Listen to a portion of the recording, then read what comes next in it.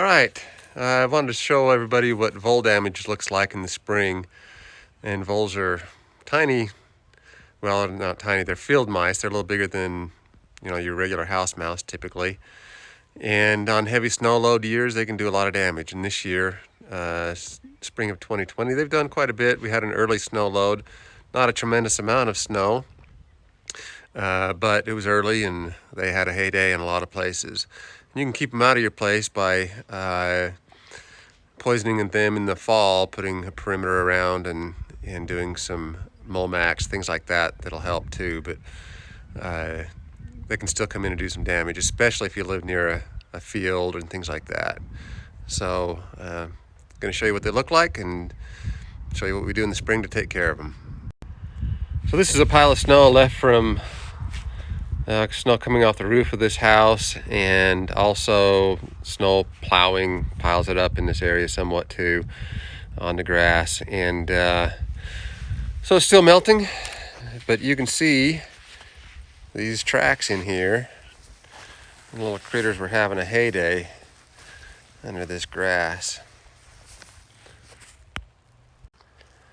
You can see I just took and raked that up just a little bit. Pretty good pile. It only took a few swipes. I mean, I can even just do it with one hand. That's how talented we are here at Bear Lake Landscape. You can see how easy that comes up. Now, if it's severe damage, it can take half the summer or so for the grass to grow back in. You can already see it starting to green up in there. Hand raking it is better than trying to thatch it with a thatching machine, because you want to leave thatch in your regular grass. But that's too much in that instance, but it's easy to rake, so we come through and rake it.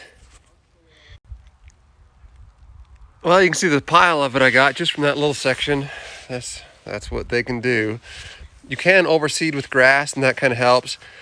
And it's not a bad idea to overseed your lawn every few years anyway, just to keep the seed healthy and to keep the grass coming in.